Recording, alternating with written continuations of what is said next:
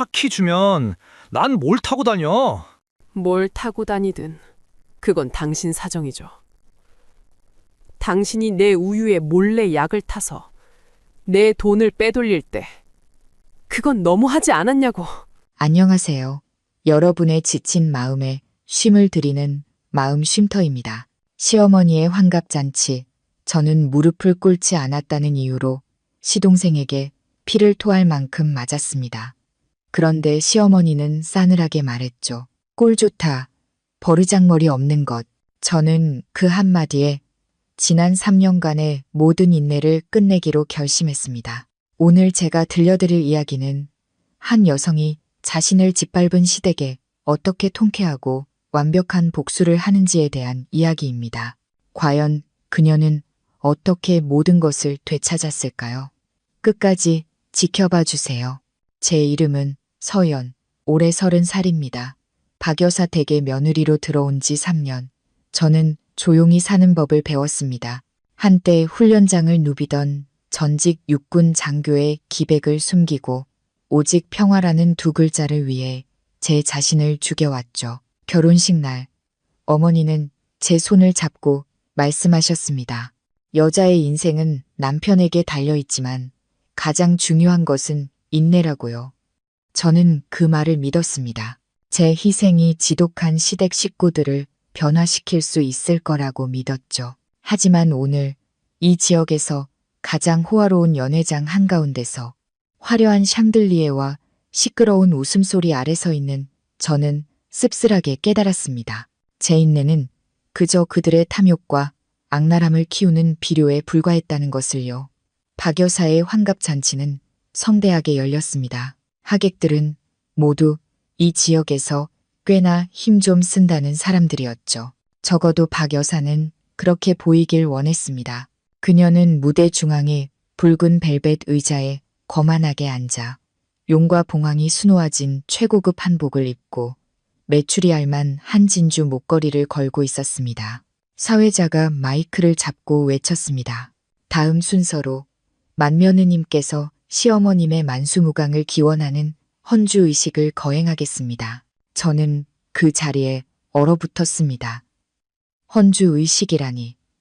사전에 논의된 식순에는 없던 내용이었습니다. 제가 반응하기도 전에 종업원 2명이 낑낑거리며 거대한 뱀쟁반을 들고 나왔습니다. 그 위에는 먹음직스럽게 윤기가 흐르는, 보기에도 엄청나게 무거운 궁중갈비찜이 산처럼 쌓여 있었습니다.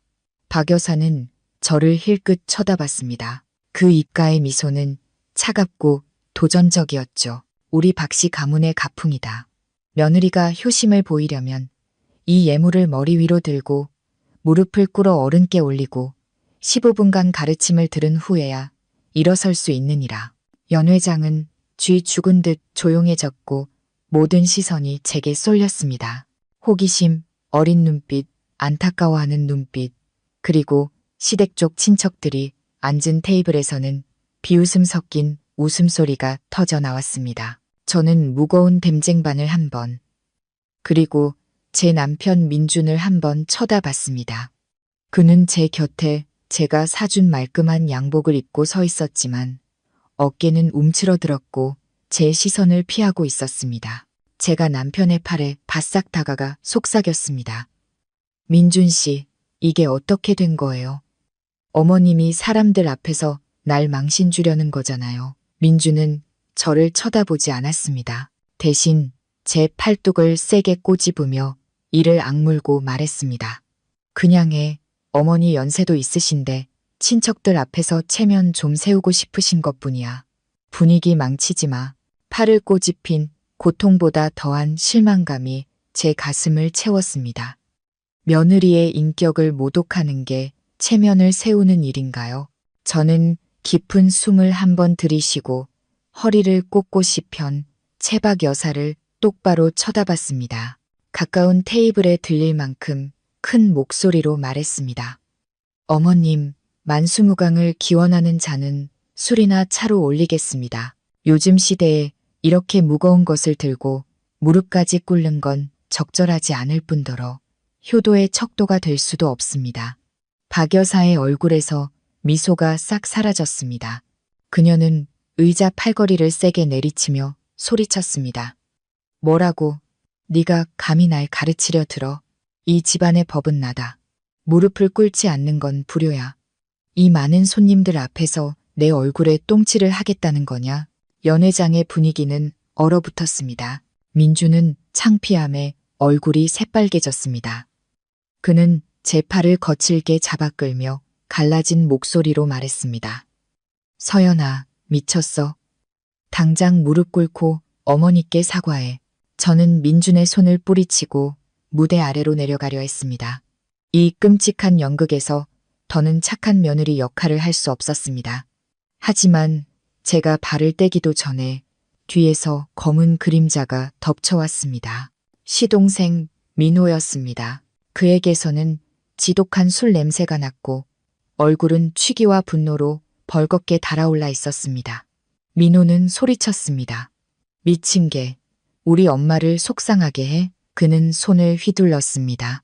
평범한 뺨따기가 아니었습니다. 제 관자놀이를 향해 날아온 주먹이었습니다. 저는 순간 정신이 아찔해지며 비틀거리다 쓰러졌고 가슴을 유리 테이블 모서리에 세게 부딪혔습니다. 테이블 위에는 와인잔 타워가 장식되어 있었죠. 쨍그랑 요란한 유리 깨지는 소리가 울려 퍼졌지만 제 귀는 윙윙거렸습니다. 제 가슴이 부서지는 소리, 그리고 등줄기를 타고 흐르는 날카로운 통증만이 느껴졌습니다. 군 복무 시절 얻었던 오랜 부상이 깨어나는 듯 했습니다. 목구멍에서 비릿한 맛이 확 올라왔고 이내 한 줄기 선혈이 입에서 터져 나와 새하얀 테이블보 위로 튀었습니다. 눈이 시리도록 선명한 붉은색이었습니다. 저는 바닥에 쓰러져 가쁜 숨을 몰아쉬었습니다. 고통 속에서 고개를 들어 제가 가족이라 불렀던 사람들에게서 일말의 걱정이라도 찾아보려 애썼습니다. 하지만 민주는 그저 얼굴이 새하얗게 질린 채 제게 다가올 엄두도 내지 못하고 서 있었습니다. 민호는 마치 파리를 잡은 것처럼 손을 툭툭 털며 경멸 어린 미소를 짓고 있었죠. 그리고 박 여사, 제가 3년간 모셨던 시어머니는 바닥에 핏자국을 역겹다는 듯이 쳐다보더니 차갑게 한마디 툭 던졌습니다. 꼴 좋다, 버르장머리 없는 것. 말로 해서 안 들으면 매를 들어서라도 정신 차리게 해야지. 피비린내 나게, 재수 없게 내 잔치 다 망쳤어. 그 말은 마지막 남은 정이라는 얇은 끈을 끊어버리는 비수와 같았습니다. 저는 입가에 피를 닦고 팔을 짚어 천천히 몸을 일으켰습니다. 이제 육체적 고통은 마음의 상처에 비할 바가 아니었습니다. 저는 박 여사와 민호를 차례로 쳐다보며 비웃었습니다. 정신 차리게 해준다고요? 고맙네요. 이 주먹 덕분에 제가 정말로 정신이 번쩍 들었거든요. 저는 허리를 꼿꼿이 세웠습니다. 오랫동안 억눌러왔던 군인의 기백이 터져나왔습니다. 저는 한 글자 한 글자 힘주어 말했습니다. 박 여사님, 민호 씨, 그리고 당신도요. 민준 씨, 오늘을 똑똑히 기억하세요.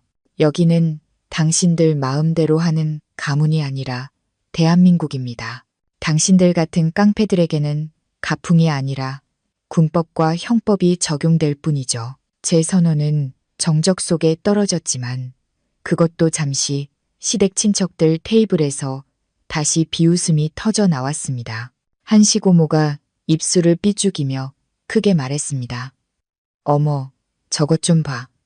협박하는 것 좀 보게. 요즘 며느리들은 아주 하늘 높은 줄 모른다니까. 피를 토할 만큼 맞아도 입은 살았네. 군법은 무슨, 아직도 자기가 장군인 줄 아나 봐. 그 말을 들은 민호는 더욱 기세등등해졌습니다. 그는 어릴 때부터 오냐오냐 자란 데다 술까지 취해 눈에 뵈는 게 없었습니다. 그는 소매를 걷어붙이고 다시 제게 달려들며 욕설을 내뱉었습니다. 누굴 협박해, 이 엑스이? 이 바닥에서 내가 형수 좀 가르치겠다는데 어떤 경찰이 감히 날 잡아? 오늘 내 다리를 부러뜨려 놔야 정신을 차리겠구나. 민주는 그저 힘없이 민호야. 그만해라고 소리칠 뿐 말리려는 어떤 행동도 하지 않았습니다. 저는 옥신거리는 가슴을 부여잡은 채 민호의 움직임 하나하나에 모든 신경을 집중했습니다. 그의 주먹이 제 얼굴 앞으로 날아오는 순간 저는 뒤로 물러서지 않았습니다. 군인 시절 뼈에 새겨진 반사 신경으로 저는 순간적으로 몸을 틀어 주먹을 피했습니다. 동시에 왼손으로 그의 손목을 잡고 오른손으로 팔꿈치를 감아 온 힘을 다해 뒤로 꺾어버렸습니다. 우두둑 뼈가 부딪히는 소름 끼치는 소리가 연회장에 울려 퍼졌습니다. 민호는 돼지 멱다는 소리를 지르며 바닥에 고꾸라졌습니다. 3초도 안 되는 짧은 순간 저는 그의 등에 무릎을 올리고 팔을 등 뒤로 완전히 제압했습니다. 그의 얼굴은 깨진 유리 조각과 제 피로 얼룩진 바닥에 처박혔고 이마에서도 피가 흘러나와 뒤섞였습니다. 연회장은 완전히 정지했습니다. 친척들의 입가에 걸려있던 비웃음은 경악으로 바뀌어 있었습니다. 아무도 평소 온순하던 며느리가 이토록 단호하고 무자비하게 상대를 제압할 줄은 상상도 못했을 겁니다. 저는 주머니에서 피 묻은 손으로 휴대폰을 꺼내 빠르게 화면을 눌렀습니다. 저는 남편이나 친정 부모님께 전화하지 않았습니다. 제 옛 동료이자 현재 경찰서 형사팀장인 지훈에게 전화를 걸었습니다. 저는 간결하게 말했습니다. 지훈아, 나 로얄 웨딩홀에서 폭행당했어. 상대방이 난폭하고 흉포해. 법적 지원과 상해 진단서 발급이 즉시 필요해. 10분 후 요란한 경찰차 사이렌 소리가 연회장의 숨 막히는 침묵을 깼습니다. 창문 너머로 비치는 푸르고 붉은 경광등은 박씨 가문의 가풍이라 불리던 악습의 끝을 알리는 신호 같았습니다. 지훈이 안으로 들어섰고 그 뒤를 2명의 제복 경찰이 따랐습니다. 그의 얼굴은 엄숙했고 날카로운 눈빛으로 연 회장을 슥 훑더니 제게 멈췄습니다. 제 옷과 입가에 묻은 피를 본 그의 턱이 순간 굳어지는 게 보였지만 그는 프로다운 태도를 유지했습니다. 누가 이런 짓을 했습니까? 그제야 박 여사는 충격에서 깨어난 듯 무대에서 허둥지둥 내려와 엉엉 울며 매달렸습니다. 아이고, 경찰관님들, 오해입니다. 오해. 이건 그냥 가족들끼리 좀 다툰 거예요. 시동생이 성질이 급해서 형수랑 좀 밀고 당기고 한 것뿐인데 뭘 이렇게 요란하게 사이렌까지 울리고 오셨어요? 서연아, 너도 작작 좀 해라. 시동생을 경찰에 신고하겠다는 거냐? 민준도 다급하게 달려와 지훈에게 억지 미소를 지으며 말했습니다. 안녕하십니까. 제가 저 사람 남편입니다.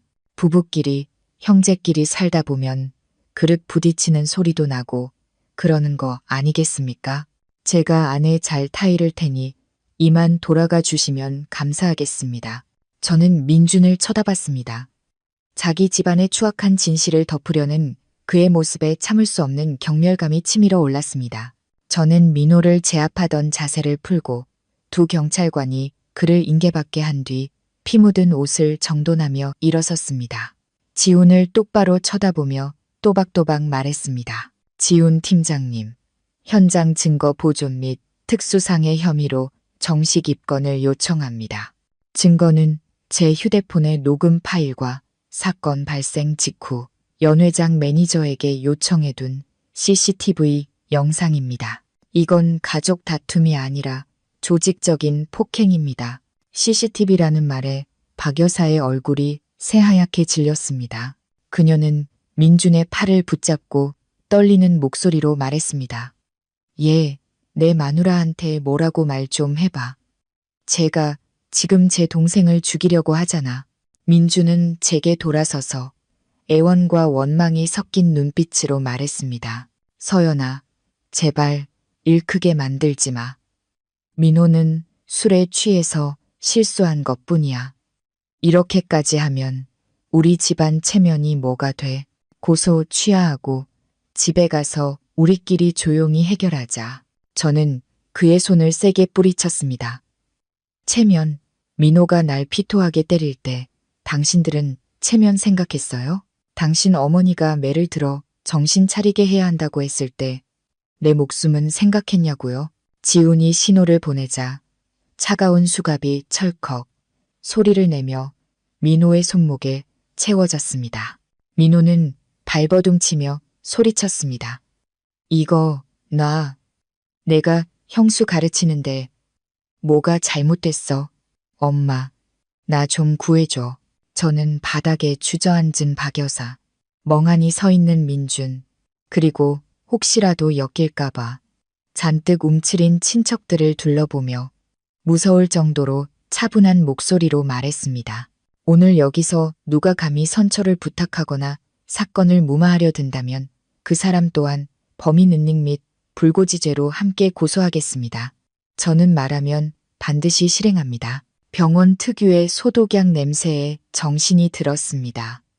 병원의 싸늘하고 외로운 공기, 머리는 깨질 듯 아팠고 숨을 쉴 때마다 가슴이 욱신거리며 시동생의 잔인한 폭행과 남편의 끔찍한 무관심을 상기시켰습니다.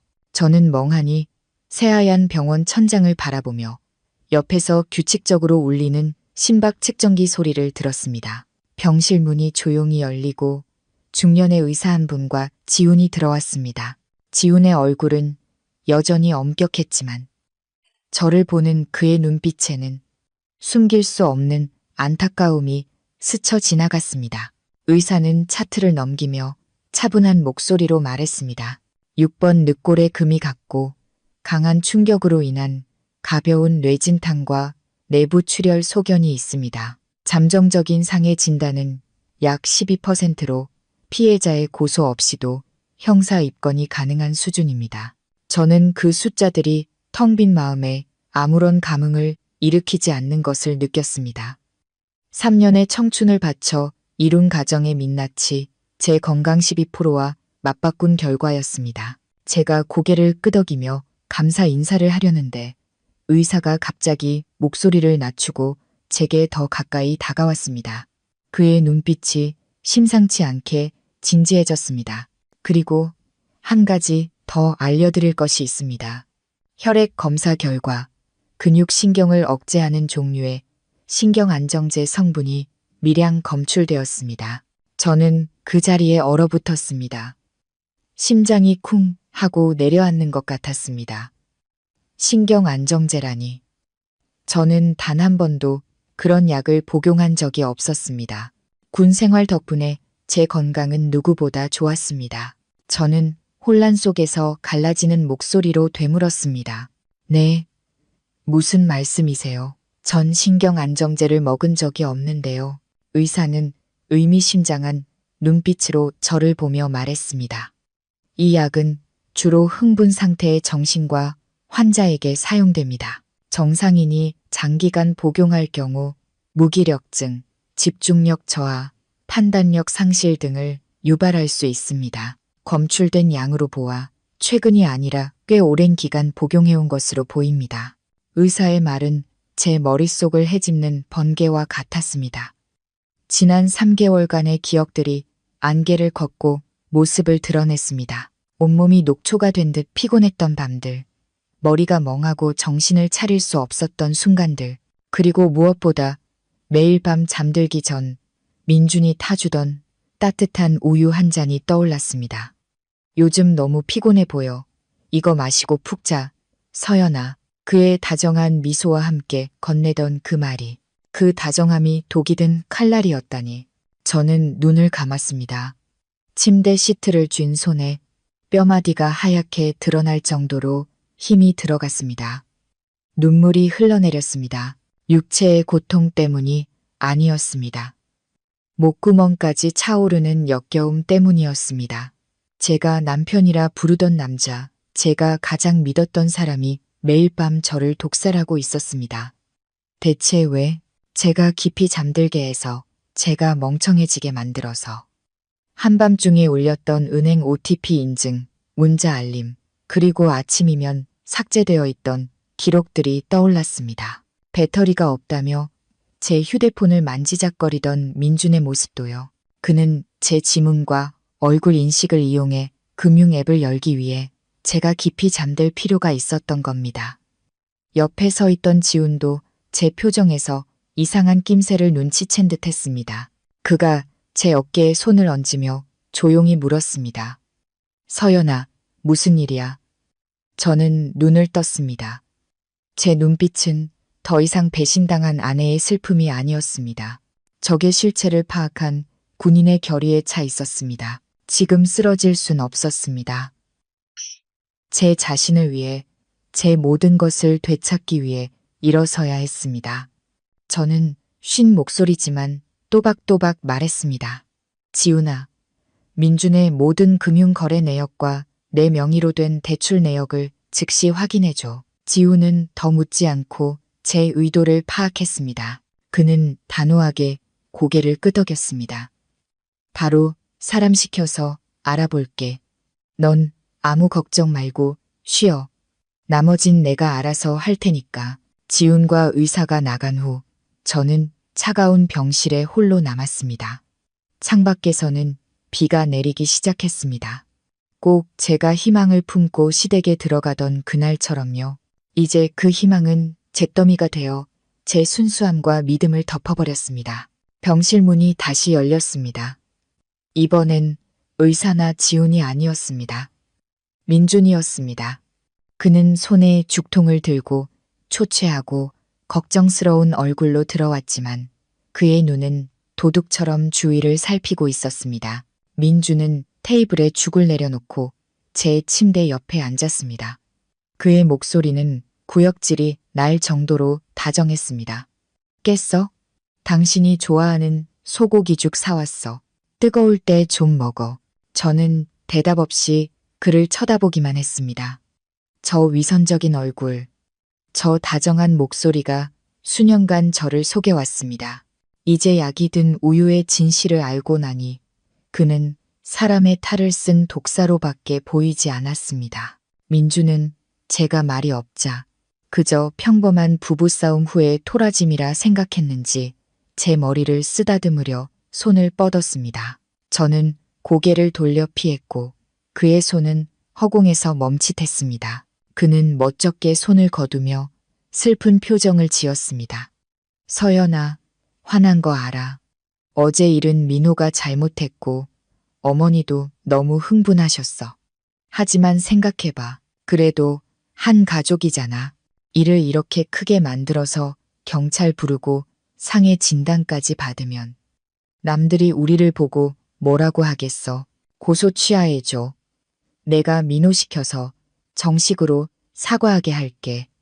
저는 비웃었습니다. 씁쓸한 웃음이었습니다. 한 가족? 한 가족이라 서로 피를 토할 만큼 때리고 매일 밤 아내에게 약을 타 먹이나요? 민주는 화들짝 놀라며 얼굴색이 변했지만 애써 태연한 척했습니다. 무슨 헛소리야? 약이라니. 그는 황급히 화제를 돌렸습니다. 아, 그건 나중에 얘기하고 일단 당신 은행 카드랑 비밀번호 좀 줘. 입원비도 내야 하고 어머니가 민호 합의금 때문에 돈이 좀 필요하다고 하셔서 저는 그를 멍하니 쳐다봤습니다. 이 남자의 뻔뻔함은 어디까지일까요? 동생에게 맞아 늑골에 금이 간 아내 앞에서 아내를 때린 동생을 구해줄 돈을 달라고 하다니 저는 입꼬리를 올리며 죽통을 가리켰습니다. 이 죽, 나 먹으라고 사온 거예요. 아니면 카드랑 바꾸려고 사온 거예요. 민주는 미간을 찌푸리며 짜증 섞인 목소리로 말했습니다. 이상한 소리 좀 하지 마. 내가 내 남편인데 내 돈이 내 돈이고 내 돈이 내 돈이지. 어려울 때 서로 돕는 거잖아. 너 너무 이기적으로 군다. 이기적이라고요? 저는 소리내어 웃었습니다. 메마르고 고통스러운 웃음이었습니다. 3년 동안 당신 가족들, 당신이 타는 차, 먹고 입는 모든 걸 내가 책임졌는데 이제 와서 나보고 이기적이라고요. 저는 온 힘을 다해 죽통을 바닥으로 내동댕이 쳤습니다. 쨍그랑 죽통이 나뒹굴고 하얀 죽이 바닥에 흩뿌려졌습니다. 민주는 벌떡 일어나 저를 노려봤습니다. 너 미쳤어? 지금 뭐 하는 짓이야? 저는 그의 눈을 똑바로 쳐다보며 강철 같은 목소리로 말했습니다. 아니, 미치지 않았어. 너무 긴 잠에서 깨어났을 뿐이야. 돈이 필요해. 당신 어머니한테 그 허울뿐인 체면이나 팔아서 쓰라고 해.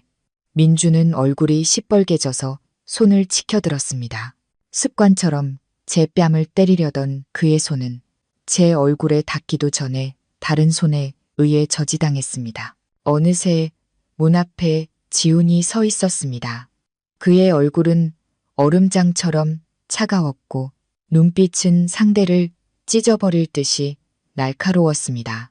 그는 민준의 팔을 뒤로 꺾어 문 쪽으로 거칠게 밀어붙였습니다. 지훈은 낮고 위압적인 목소리로 말했습니다. 제 의뢰인에게 무슨 짓입니까?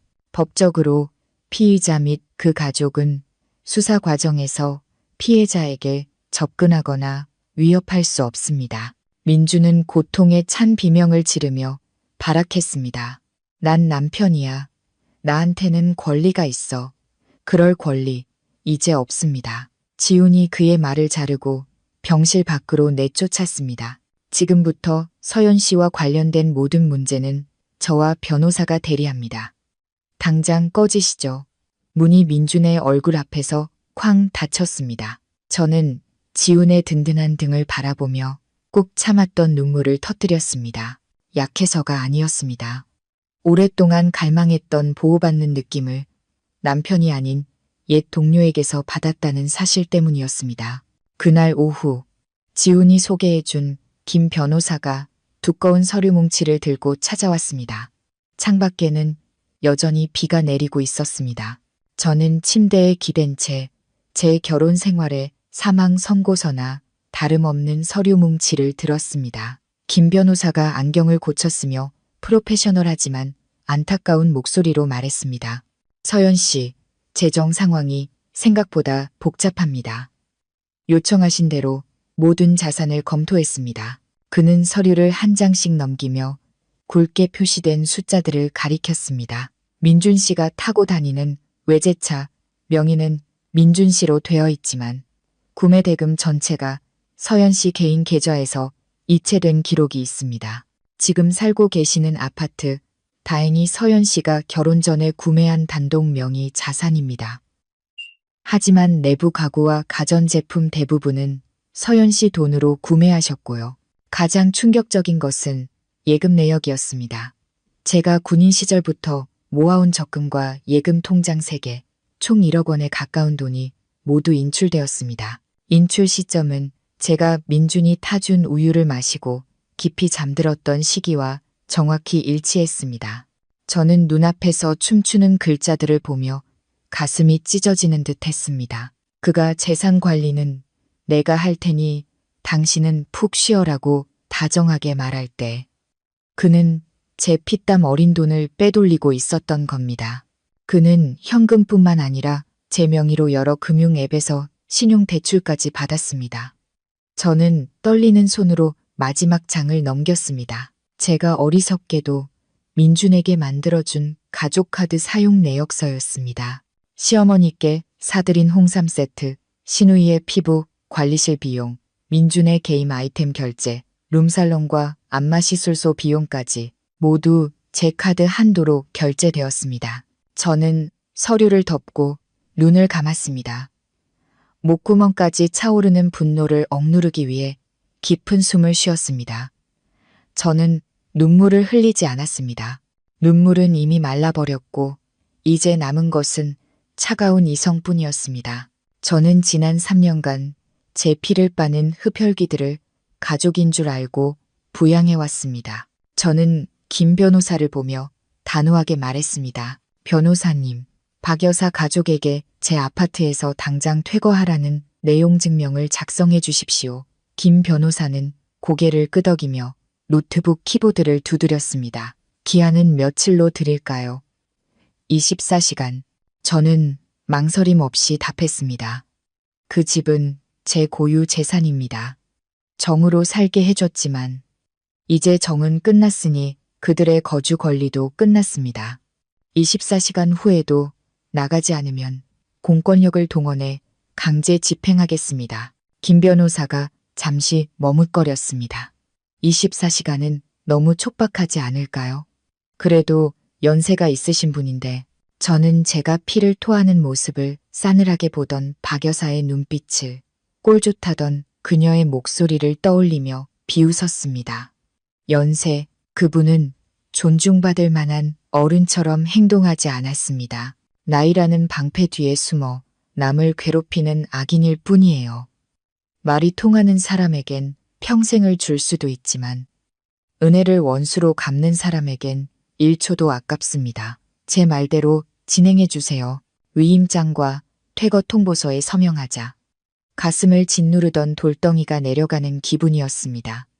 창밖을 보니 비가 그치고 잿빛 하늘 사이로 희미한 빛이 보이기 시작했습니다. 앞으로의 길이 험난할 것을 압니다. 시댁의 비열한 수작과 주변의 수군거림이 있겠죠. 하지만 저는 두렵지 않습니다. 저는 적 앞에서 고개 숙여본 적 없는 군인 서연이니까요. 다만 이번의 적은 한때 한 지붕 아래 살았던 사람들이라는 것. 그 사실이 고통스러울 뿐이지만 오히려 저를 더 강하게 만들었습니다. 퇴거 통보서는 퀵 서비스로 발송되었고 변호사를 통해 민준의 메신저로도 사본을 보냈습니다. 15분 만에 제 휴대폰이 미친 듯이 울렸습니다. 화면에 뜬 어머님이라는 이름. 예전에는 압박감으로 다가왔던 그 이름이 지금은 우습기만 했습니다. 저는 설명을 듣기 위해서가 아니라 그들이 다음엔 어떤 연극을 할지 궁금해서 전화를 받았습니다. 수화기 너머로 박 여사의 날카로운 비명이 들려왔습니다. 서연아, 내가 미쳤구나. 감히 나를 집에서 내쫓아. 너 같은 게 무슨 며느리야. 내가 내 시어머니고 내 하늘이야. 저는 휴대폰을 귀에서 살짝 떼고 차분하게 대답했습니다. 박 여사님, 법적으로 그 집은 제가 당신 아들과 결혼하기 전에 제 돈으로 산 제 명의 집입니다. 3년간 월세 한 푼 안 받고 당신들을 살게 해주고 밥 차려주고 시중까지 들었죠. 당신들은 그 은혜를 주먹과 모욕으로 갚았고요. 그러니 이제 제 집에서 나가주세요. 박 여사는 악을 썼습니다. 이 배은망덕한 것. 이 집은 내 아들 집이야. 넌 그냥 굴러온 돌이라고. 난 절대 안 나가. 널 고소할 거야. 늙은 시어미를 내쫓는 불효죄로 고소할 거라고. 마음대로 고소하세요. 제 목소리는 얼음장처럼 차가웠습니다. 하지만 고소하기 전에 누가 제 예금을 빼돌렸고 누구 명의로 빚이 있는지 잘 생각해 보세요. 증거는 제가 다 가지고 있으니까요. 지금부터 24시간입니다.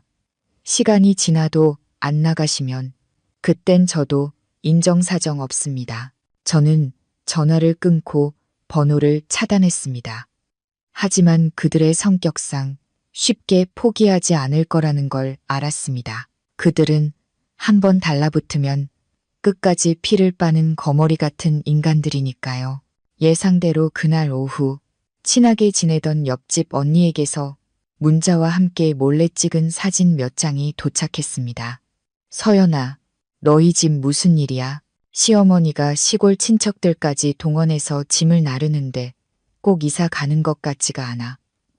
오히려 집을 난장판으로 만들고 있는데 사진을 확대해보니 아파트 문은 활짝 열려 있고 복도에는 쓰레기가 널려 있었습니다. 거실에서는 박 여사와 친척들이 바닥에 둘러앉아 해바라기 씨를 까먹고 있었습니다.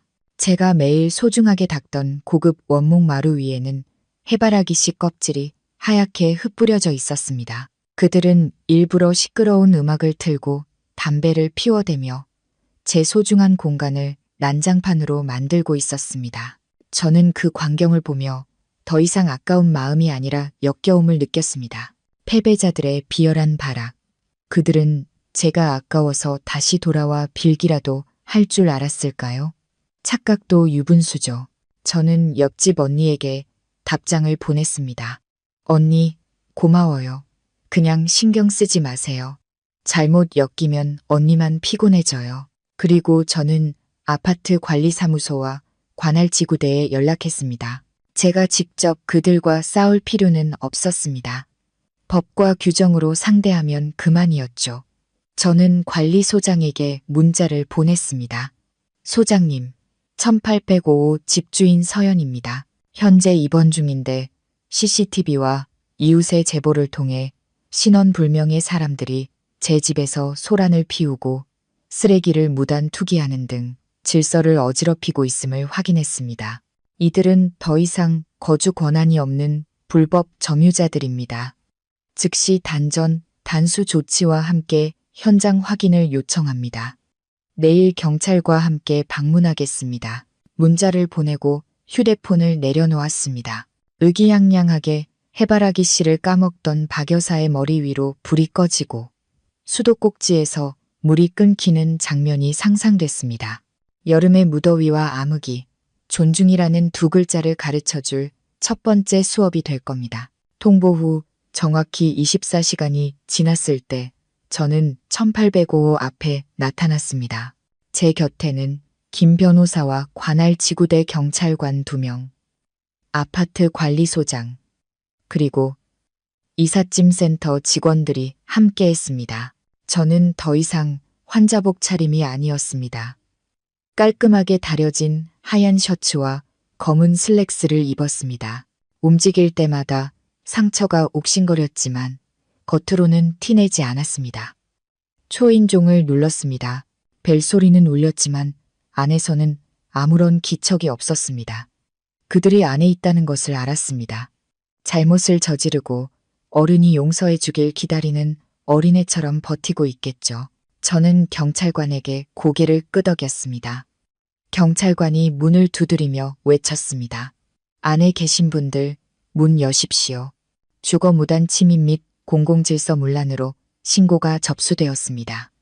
협조하지 않을 시 강제로 문을 개방하겠습니다. 3번의 경고 후 묵직한 문이 살짝 열렸습니다. 안에서 쏟아져 나온 담배 연기와 음식물 쓰레기 냄새에 저도 모르게 미간이 찌푸려졌습니다. 박 여사가 서 있었습니다. 머리는 산발이었고 눈은 퉁퉁 부어 있었죠. 그녀는 며느리에게 쫓겨나는 불쌍한 노모 연기를 시작했습니다. 경찰을 보자마자 악을 쓰기 시작했습니다.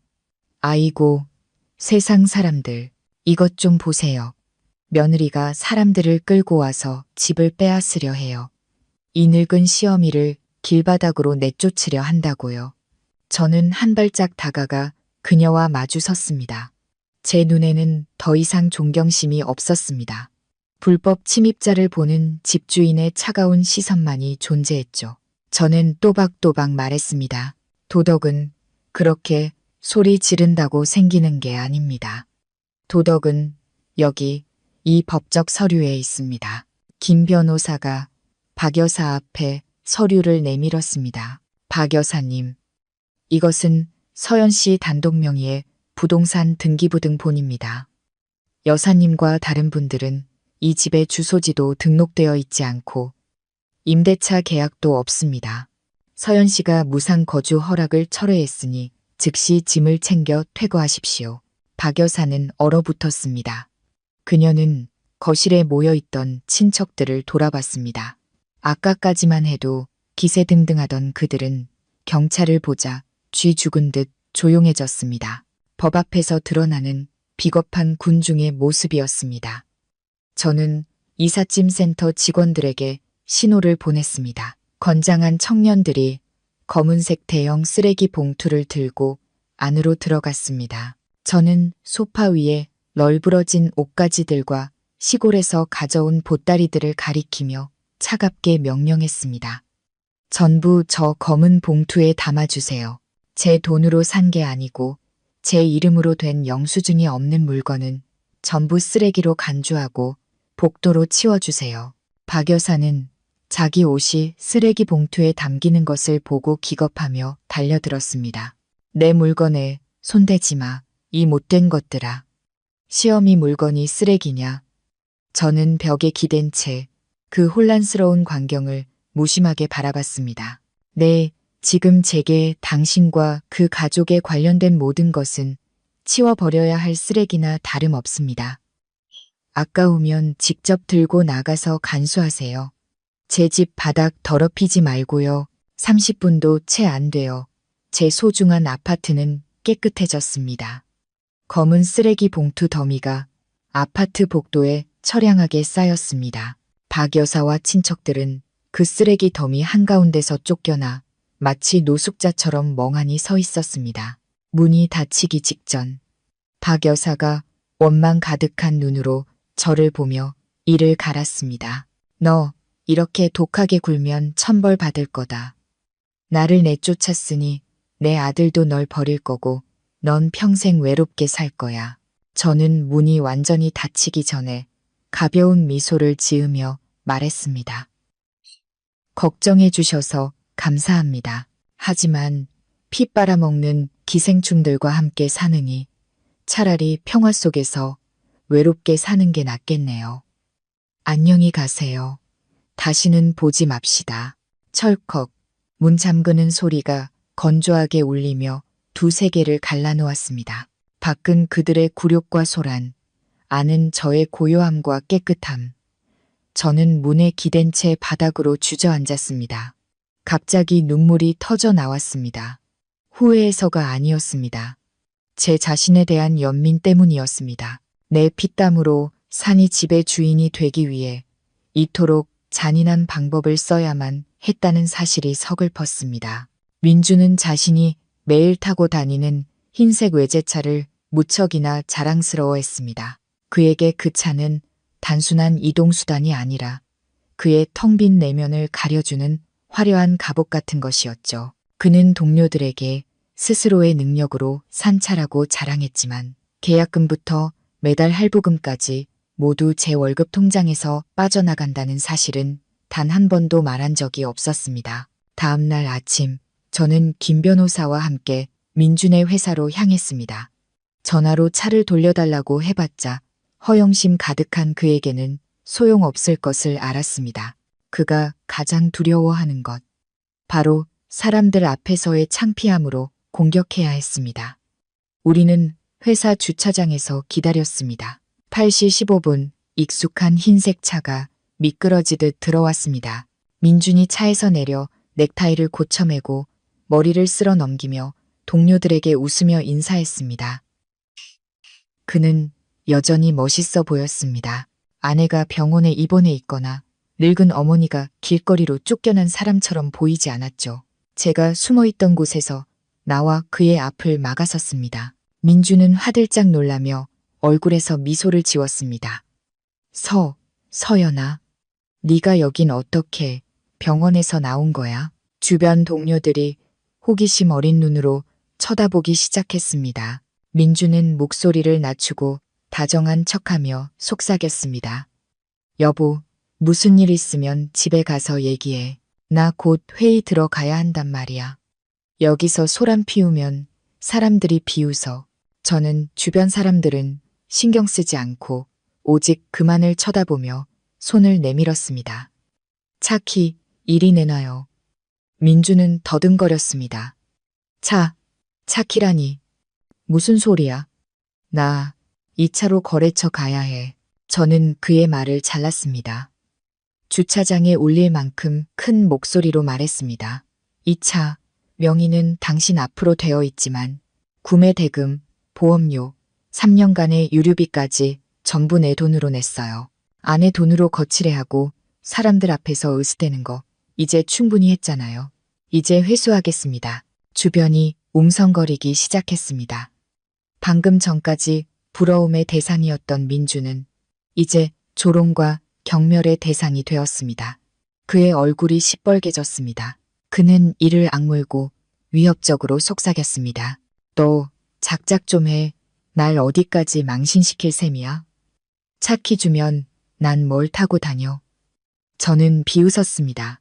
이 상황에서도 그는 오직 자신의 체면만 걱정하고 있었습니다. 뭘 타고 다니든 그건 당신 사정이죠. 걸어가든 버스를 타든. 하지만 다시는 내 피땀 위에 올라타서 편하게 살 생각은 마세요. 내가 너무하다고 당신 동생이 날 피토하게 때릴 때 그건 너무하지 않았어? 당신 어머니가 날 모욕할 때 그건 당신이 내 우유에 몰래 약을 타서 내 돈을 빼돌릴 때 그건 너무하지 않았냐고. 제 마지막 말은 폭탄처럼 터졌습니다. 사람들이 경악하며 웅성거렸습니다. 민주는 얼굴이 새하얗게 질렸습니다. 그의 완벽한 남편, 성공한 직장인이라는 가면이 산산조각 났음을 깨달았겠죠. 김 변호사가 나서서 서류를 내밀었습니다. 민준 씨, 이것은 자금 출처 증명서와 재산 반환 요구서입니다. 자발적으로 차키를 반납하지 않으시면 이 자리에서 즉시 경찰에 불법 자산 점유로 신고하겠습니다. 조용히 해결하시겠습니까? 아니면 경찰서까지 가시겠습니까? 민주는 떨리는 눈으로 저와 변호사, 그리고 손가락질하는 동료들을 번갈아 쳐다봤습니다. 그의 허영심은 완전히 무너졌습니다. 그는 주머니에서 차키를 꺼내 제 발 앞에 세게 던지며 절규했습니다. 가져가서 실컷 타라. 이 계산적인 여자야. 넌 반드시 후회하게 될 거야. 저는 허리를 숙여 차키를 주워 먼지를 털어냈습니다. 그를 보며 말했습니다. 후회해야 할 사람은 당신이에요, 민준 씨. 세상에서 유일하게 당신을 조건 없이 사랑했던 사람을 잃었으니까. 저는 차문을 열고 시동을 걸었습니다. 부드러운 엔진 소리와 함께 저는 민준의 곁을 스쳐 지나갔습니다. 그는 주차장 한가운데서 사람들의 비웃음 속에 홀로 남겨졌습니다. 민준의 회사를 떠나 저는 곧장 은행으로 향했습니다. 제 차의 운전대를 다시 잡은 기분은 묘했습니다. 익숙하면서도 낯설었죠. 은행은 한산했습니다. 저는 은행원 앞에 앉아 2년 전 민준에게 만들어준 가족카드의 상세 내역 조회와 즉시 정지를 요청했습니다. 그때의 저는 부부는 하나라고 순진하게 믿었죠. 그가 가족을 위해 카드를 쓸 거라고 생각했습니다. 하지만 제 손에 들린 긴 거래 내역서는 제 어리석은 믿음의 대가가 얼마나 컸는지 보여주었습니다. 거래 내역 하나하나가 비수처럼 제 가슴에 박혔습니다. 지난달 15일 50만 원짜리 홍삼 세트 결제. 그날은 친정어머니 생신이었습니다. 그는 돈이 없다며 빈손으로 와서 밥만 먹고 갔습니다. 알고 보니 자기 어머니께 드릴 홍삼을 산 거였죠. 20일 30만 원짜리 횟집 결제. 그날 저는 야근 후 컵라면으로 저녁을 때웠습니다. 그는 접대가 있다고 문자를 보냈죠. 알고 보니 친구들과의 술자리였습니다. 그리고 가장 고통스러운 것은 한밤중에 이루어진 의문의 계좌 이체였습니다. 수취인은 김용철, 이체 내용은 없거나 이상한 기호만 적혀 있었습니다. 한 번에 1,000만 원, 2,000만 원씩 주기적으로 돈이 빠져나갔습니다. 저는 분노를 억누르며 카드 해지 신청서를 직원에게 내밀었습니다. 이 가족카드 지금 당장 영구 정지해 주세요. 네, 바로 처리해 드리겠습니다. 바로 그 시각 한 마트에서는 재미있는 소동이 벌어지고 있었습니다. 싸구려 모텔에서 하룻밤을 보낸 박 여사는 기분 전환을 위해 쇼핑에 나섰습니다. 그녀는 늘 그랬듯 며느리 돈으로 최고급 수입 과일과 한우, 과자들을 카트에 가득 담았습니다.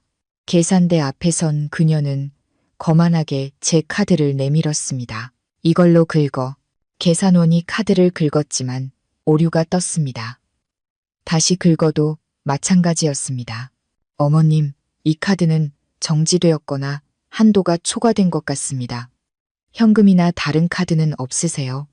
박 여사는 눈을 동그랗게 떴습니다. 정지라니? 내 아들이 만들어준 카드야. 돈이 산더미처럼 들어있다고. 네, 기계가 고장난 거 아니야? 뒤에 줄 서 있던 사람들이 불평하기 시작했습니다. 박 여사는 당황해서 민준에게 전화를 걸었지만 민준은 회사에서 쫓겨난 문제로 정신이 없어 전화를 받을 리 없었습니다. 결국 그녀는 가득 찬 카트를 계산대 앞에 버려두고 사람들의 비웃음 속에서 굴욕적으로 마트를 빠져나와야 했습니다. 은행에 앉아 카드 연구, 정지 확인 문자를 받은 저는 씁쓸하게 미소 지었습니다. 저는 단지 돈줄을 끄는 것이 아니었습니다. 그들의 환상을 끊어버린 겁니다. 제가 평생 마르지 않는 금광이라도 되는 줄 알았을까요? 오늘 그 금광은 무너졌습니다.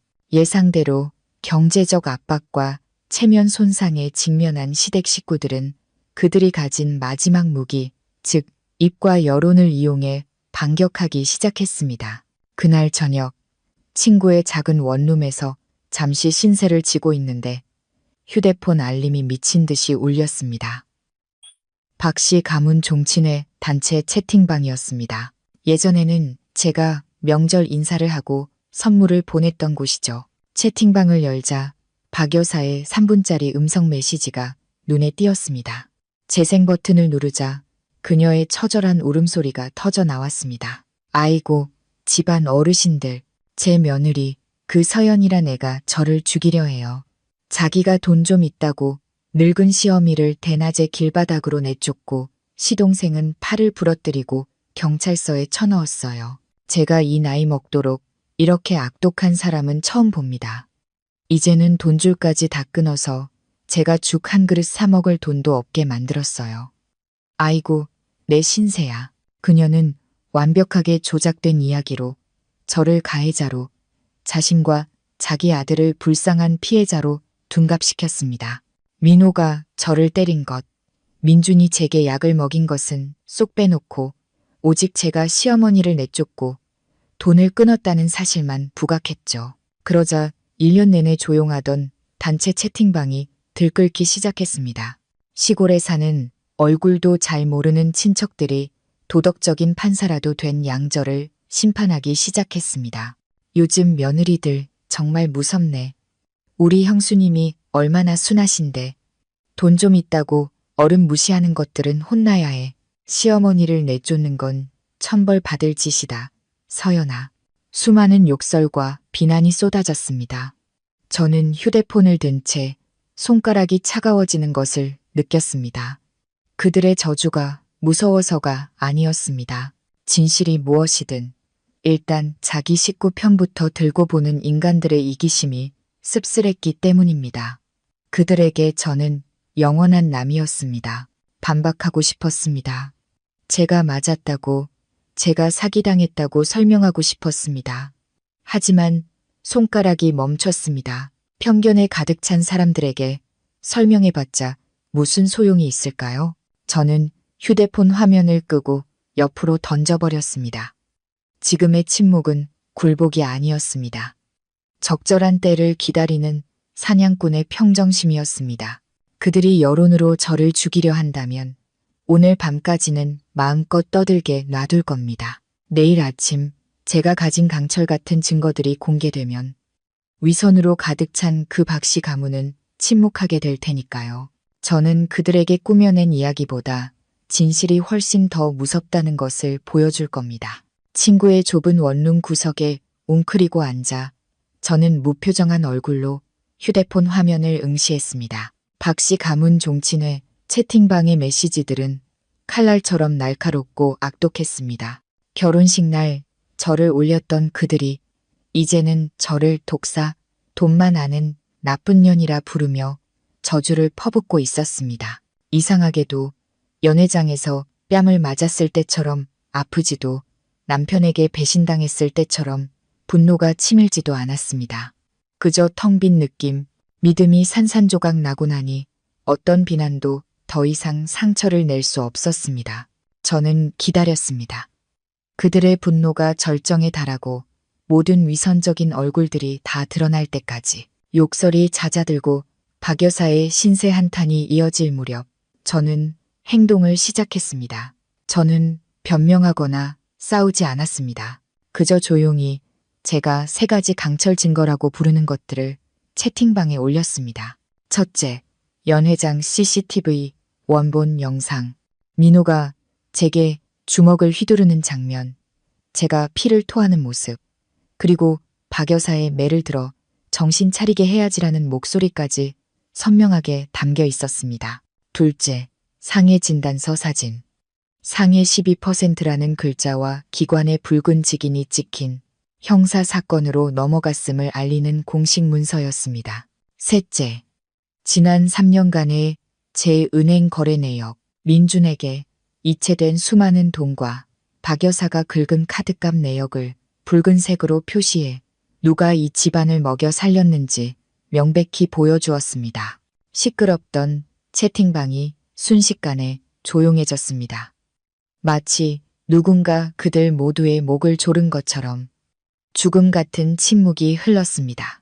방금 전까지 저를 비난하던 사람들은 이제 화면에 눈을 고정한 채 마른 침만 삼키고 있을 겁니다. 그들은 법은 몰라도 피와 돈, 그리고 부인할 수 없는 진실의 무게는 알 테니까요. 저는 음성 메시지 녹음 버튼을 눌렀습니다.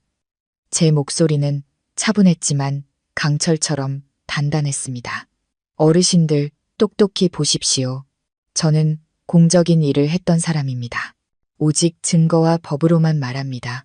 지금부터 단 한마디라도 저에 대한 허위 사실을 유포하거나 제 명예를 훼손하는 분이 있다면 제 변호사가 정보통신망법 위반으로 고소장을 보내드릴 겁니다. 메시지를 보낸 후 저는 미련 없이 채팅방 나가기 버튼을 눌렀습니다.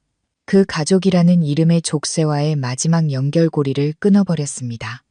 다음 날 아침 비가 쏟아졌습니다. 지훈이 저를 찾아왔습니다. 그의 얼굴은 평소보다 더 심각했습니다. 서연아, 일이 생각보다 복잡해. 민준이 돈을 보냈던 그 김영철이라는 놈, 우리 팀에서 조사해봤어. 제 심장이 쿵 내려앉았습니다. 지훈이 서류를 넘기며 복잡한 자금 흐름도를 가리켰습니다. 김영철은 캄보디아에 서버를 둔 불법 온라인 도박 및 코인 사기 조직의 자금책이야. 그 계좌는 밑빠진 독이나 마찬가지였어. 저는 떨리는 손으로 서류를 받아들었습니다. 이번에는 몇백, 몇천만 원이 아니었습니다. 억 단위의 돈이었습니다. 지훈이 말을 이었습니다. 민호는 단순 도박 빚이 아니었어. 코인 사기에 빠져서 사채까지 끌어다 쓴 거야. 원금의 이자가 눈덩이처럼 불어서 현재 총 빚이 20억에 가까워. 20억. 저는 손에 들고 있던 물컵을 떨어뜨릴 뻔했습니다. 평범한 공무원 집안이었던 시댁에게 20억은 시골 집과 땅을 다 팔아도 갚을 수 없는 어마어마한 액수였습니다. 그래서 박 여사님이 그렇게 돈에 미쳐 있었던 거구나. 아파트를 뺏으려고 발악했던 이유가. 지훈은 고개를 끄덕였습니다. 그 사채업자들, 보통 놈들이 아니야. 전문적인 조폭들이야. 민호는 이제 도마 위에 오른 생선이고 그 가족들은 어떻게든 그 구멍을 막으려고 했던 거야. 등골이 오싹했습니다. 저는 단순한 가족 갈등, 소소한 탐욕과 싸우고 있다고 생각했습니다. 하지만 아니었습니다. 저는 범죄와 불법 사채라는 거대한 수렁 앞에 서 있었습니다. 20억, 그것이 민준이 제 예금을 몰래 빼돌린 이유였고 그들이 제 아파트를 탐냈던 이유였습니다. 전부 시동생의 잘못을 덮기 위해서 저는 씁쓸하게 웃었습니다. 그들에게 제 가치는 빚을 갚아줄 수 있느냐 없느냐로 결정되었던 겁니다. 하지만 지훈이 가져온 서류에는 더 끔찍한 진실이 담겨 있었습니다. 민호의 대출계약서 사본, 보증인 서명란에는 이민준이라는 너무나도 익숙한 필체가 있었습니다. 민준은 동생의 빚을 알았을 뿐만 아니라 직접 보증을 서며 그를 수렁으로 밀어넣은 공범이었습니다. 뿐만 아니었습니다. 박 여사 역시 지난 1년간 자신의 연금과 노후 자금 통장에서 3억 원이 넘는 돈을 인출해 민준을 통해 민호의 이자를 갚아주고 있었습니다. 그 가족 전체가 서로를 감싸고 돌며 범죄를 키워온 겁니다. 그리고 외부인이었던 저를 희생양으로 삼으려 했던 거죠. 가장 역겨웠던 것은 민준이 구입한 신경안정제였습니다. 지훈은 인터넷 불법 판매책을 찾아내 민준이 3개월간 단골이었다는 사실을 확인했습니다. 제가 피곤해 절어 있던 밤, 다정하게 우유를 건네던 그의 눈빛이 떠올랐습니다. 그 눈에는 사랑이 없었습니다. 차가운 계산만이 존재했습니다. 그는 제가 깊이 잠들어야만 제 지문을 이용해 휴대폰 잠금을 풀고 돈을 이체하고 제가 모르는 서류에 제 도장을 찍을 수 있었던 겁니다. 그는 동생을 구한다는 명목으로 아내의 건강과 목숨을 팔아넘겼습니다. 저는 솟구치는 구역질을 참았습니다. 저는 사람의 탈을 쓴 악마와 한 침대를 썼습니다. 지훈이 걱정스럽게 물었습니다. 서연아, 괜찮아? 저는 고개를 들었습니다. 눈물은 나오지 않았습니다. 고통이 한계치를 넘어서자 분노와 결의만 남았습니다. 괜찮아. 이 잔인한 진실 덕분에 이제 어떤 망설임도 없어졌어. 그들이 날 사람 취급 안 했다면 나도 더 이상 정을 베풀 필요가 없지. 저는 민준이 서명한 대출 계약서를 보며 한 가지 계획을 세웠습니다. 그들이 저를 빚 갚는 도구로 쓰려 했다면 저 역시 그 빚을 이용해 그들에게 평생 잊지 못할 교훈을 줄 겁니다. 저는 직접 손대지 않을 겁니다. 그들이 돈을 빌린 자들이 직접 그들을 가르치게 만들 겁니다. 저는 지훈의 도움을 받아 대포폰을 하나 구했습니다. 방 안에 앉아 심호흡을 하며 마음을 가다듬었습니다. 이제부터 저는 연기를 해야 했습니다. 탐욕스러운 맹수들이 제가 던진 미끼를 물게 만들어야 했죠.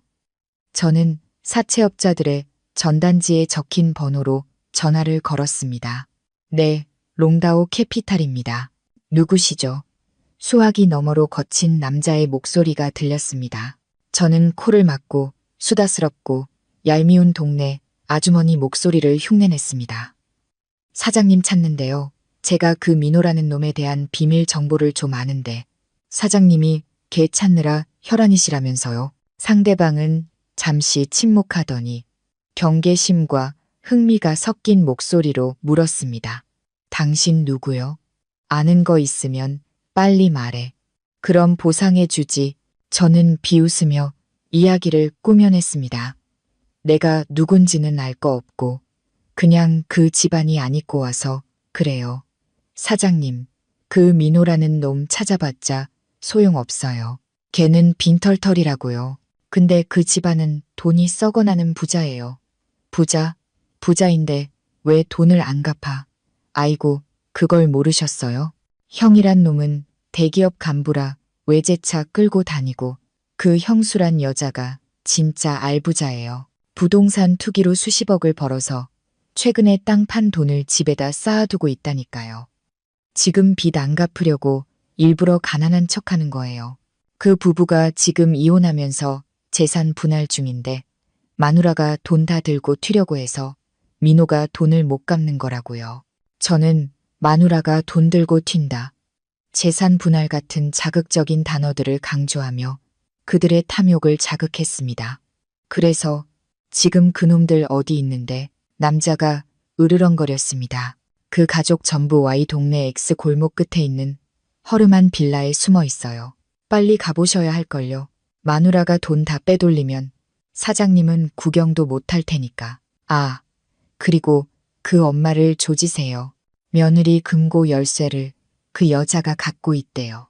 저는 그들이 어제 이사간 빌라 주소를 정확히 읊어주고 상대가 더 묻기 전에 전화를 끊었습니다. 그리고 유심칩을 부러뜨려 쓰레기통에 버렸습니다. 심장이 두근거렸습니다. 두려워서가 아니었습니다. 곧 펼쳐질 연극에 대한 기대감 때문이었습니다. 잔인한 계획일지도 모릅니다. 하지만 그들이 제게 한 짓에 비하면 이건 너무나도 가벼운 처벌이었습니다. 저는 길을 알려주었을 뿐 서로를 가르치는 것은 그들의 몫이었습니다. 저는 지훈의 사무실에서 컴퓨터 화면을 차가운 얼굴로 응시하고 있었습니다. 화면에는 시댁 식구들이 숨어있는 빌라 내부를 촬영한 영상이 재생되고 있었습니다. 한편의 비극적인 코미디가 제 눈앞에서 생생하게 펼쳐졌습니다. 좁고 퀴퀴한 방.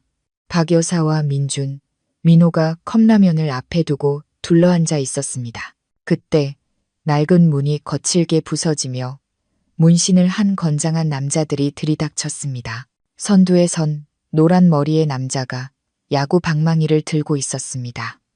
그는 겁에 질린 민호를 보며 비웃었습니다. 민호야, 꼭꼭 숨었네. 형들이 찾느라 힘들었잖아.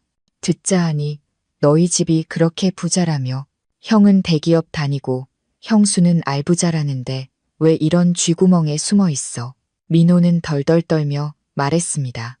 형님들 며칠만 시간을 더 주시면 시간. 노란 머리는 고함치며 야구방망이로 라면 그릇을 박살냈습니다. 뜨거운 국물이 옆에 있던 민준에게 튀었습니다. 민준은 비명을 지르며 자기 어머니를 방패 삼아 뒤로 물러섰습니다. 저는 화면을 통해 그 모습을 보며 역겨움을 느꼈습니다. 항상 도덕을 외치던 남자가 위기의 순간에 어머니를 방패로 내세우다니. 노란 머리는 민준에게 다가가 어깨를 툭툭 치며 말했습니다. 내가 보증 선형 맞지? 오늘 오후까지 이자 2천만 원 못 만들면 내가 내 놈들 아킬레스건을 하나씩 끊어줄게. 어디 도망갈 수 있는지 한번 보자고. 그 살벌한 협박에 박 여사는 바닥에 주저앉아 빌기 시작했습니다. 제발 살려주세요. 저희는 정말 돈이 한 푼도 없습니다. 며느리가 다 뺏어가서 돈 없으면 장기라도 팔아서 갚아. 노란 머리는 차갑게 말하고 부하들을 데리고 나갔습니다. 그들이 사라지자마자 박 여사는 민호에게 달려들어 울부짖으며 때리기 시작했습니다. 이 천하의 몹쓸 놈아, 내가 나를 죽이는구나. 몇 천만 원이라고 했잖아. 근데 왜 아킬레스건을 끊는다는 소리가 나와? 네가 날 속였어. 고통에 시달리던 민호도 폭발했습니다. 그는 박 여사를 거칠게 밀어 넘어뜨리며 소리쳤습니다. 이제 와서 왜 나한테만 그래? 어렸을 때부터 돈 필요하면 다 대주고 우리 아들이 최고라고 부추긴 게 누군데. 그는 구석에 있던 민준을 향해 손가락질했습니다. 형도 마찬가지야. 형이 나한테 코인 투자하면 대박 난다고 꼬드겼잖아. 나 보증 세워서 대출받게 하고 자기도 한몫 챙기려고 했으면서 이제 와서 모르는 척하지 마. 민호의 폭로에 저는 경악했습니다. 민준은 단순한 공범이 아니라 동생을 미끼로 이용한 주동자였던 겁니다. 모든 것이 탄로나자 민준은 분노에 차 민호의 뺨을 세게 때렸습니다. 닥쳐. 난 제대로 투자하라고 했지. 누가 도박에 꼬라박을 해. 두 형제는 좁은 방 안에서 서로를 죽일 듯이 싸우기 시작했습니다. 박 여사는 중간에서 울며 말렸지만 아무도 듣지 않았습니다. 내가 너 때문에 집도 차도 다 잃었어. 그래, 차라리 날 죽여. 내 마누라가 널 개처럼 무시하던데 아주 꼴 좋다. 서로를 향한 욕설과 폭력, 한때 가풍을 자랑하던 가족이 돈 때문에 짐승보다 못한 모습으로 서로를 물어뜯고 있었습니다. 이 모든 광경은 카메라에 고스란히 담겼습니다. 그들을 제 인생에서 영원히 추방시킬 완벽한 증거가 될 겁니다. 궁지에 몰린 박 여사는 한 돌팔이 변호사의 조언을 듣고 마지막 발악을 하기로 결심했습니다. 그녀는 자신의 마지막 남은 명예를 팔아 대중의 동정을 사기로 한 겁니다. 며칠 후 박 여사는 한 지역 방송국의 자극적인 토크쇼에 출연했습니다.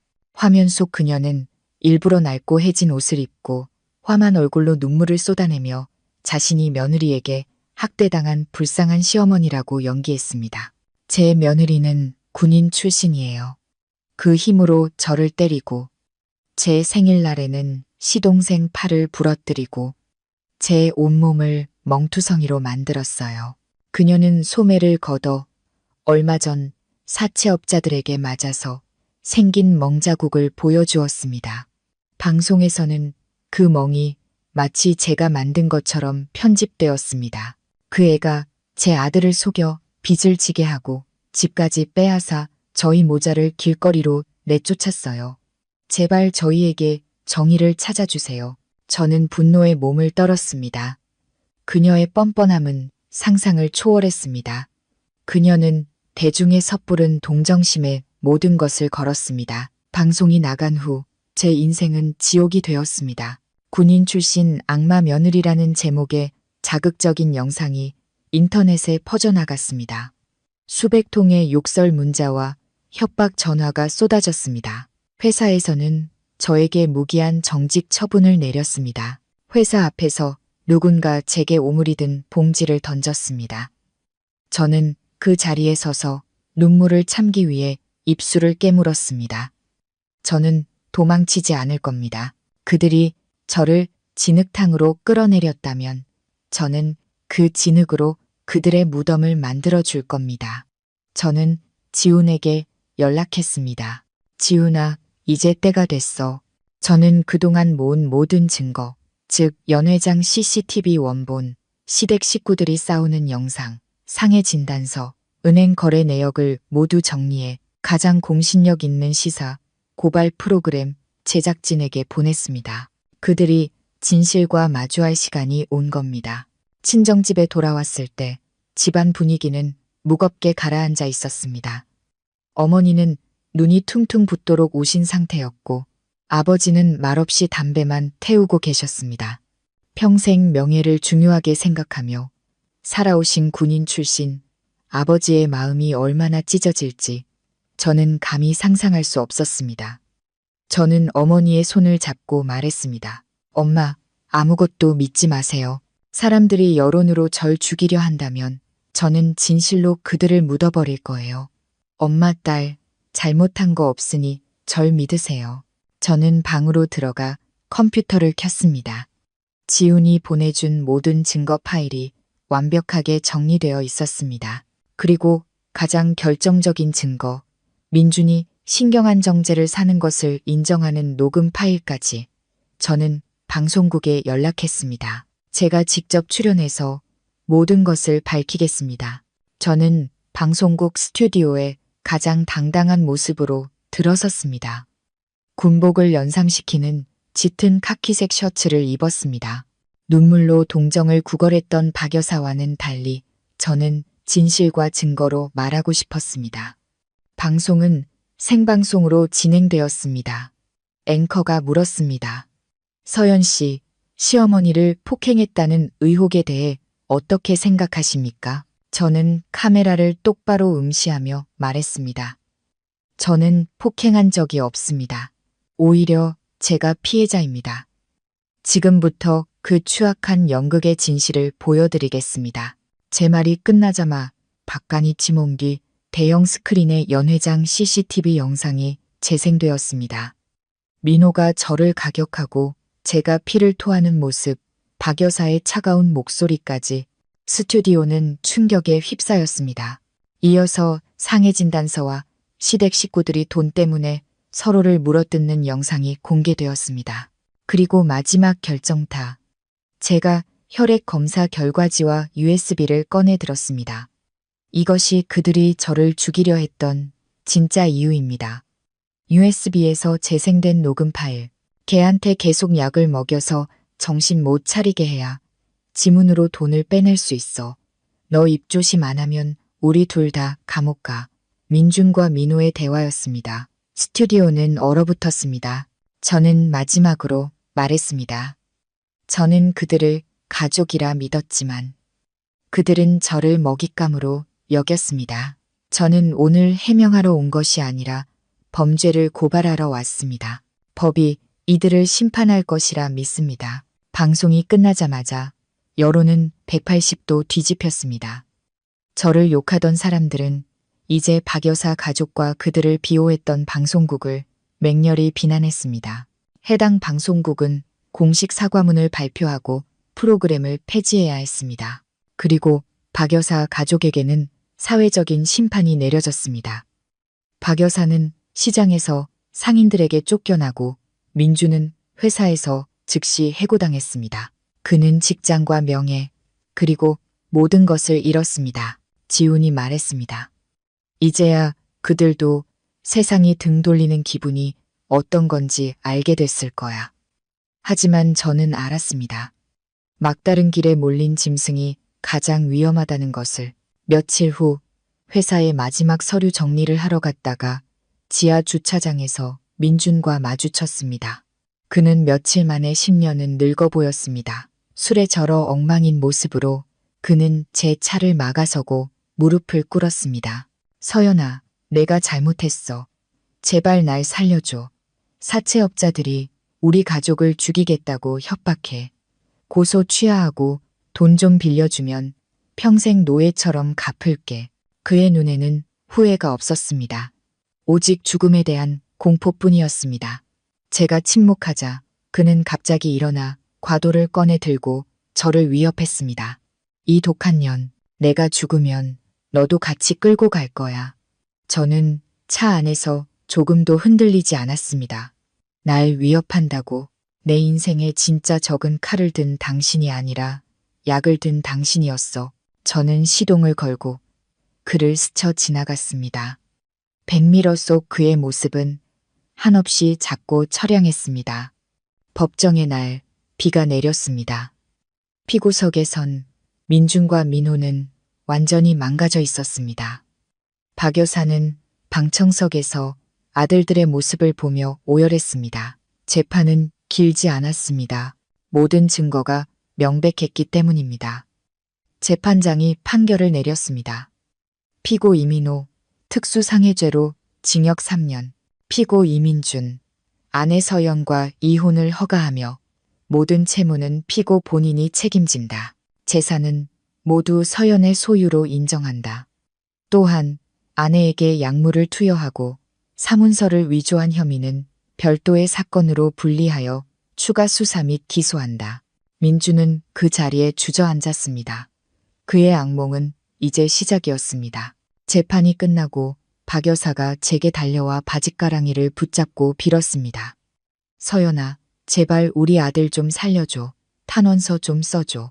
저는 그녀의 손을 떼어내고 그녀의 눈을 똑바로 보며 말했습니다. 박 여사님, 법은 공평합니다.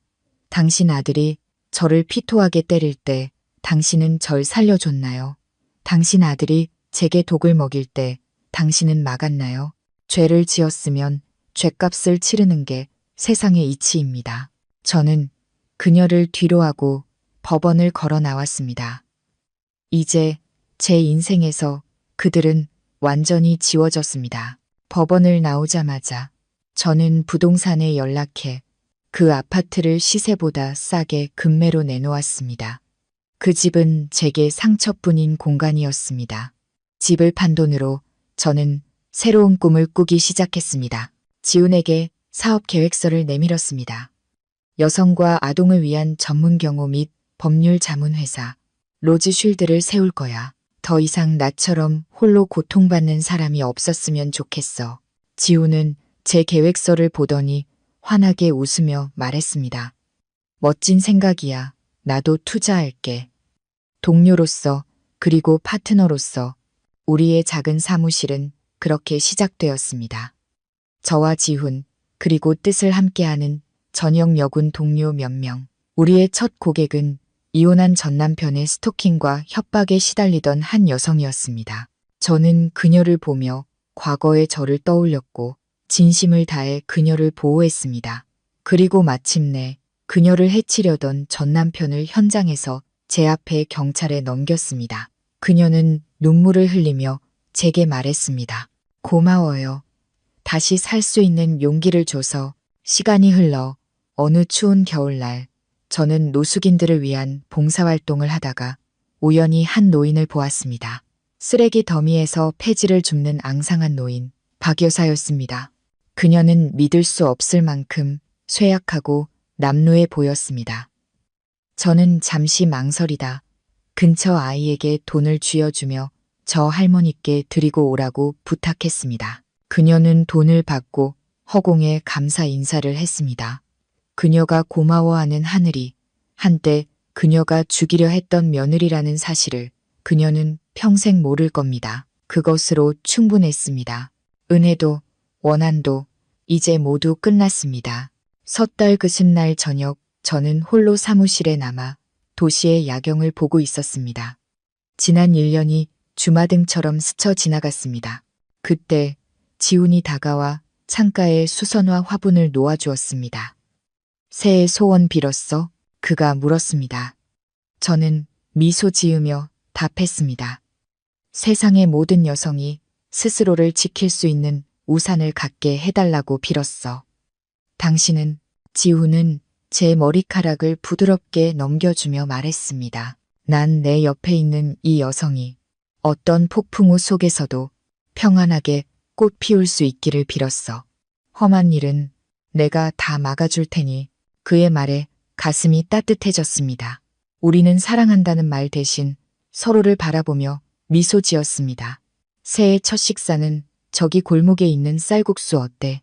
내가 살게. 지훈의 말에 저는 웃으며 답했습니다. 좋아요. 제가 살게요.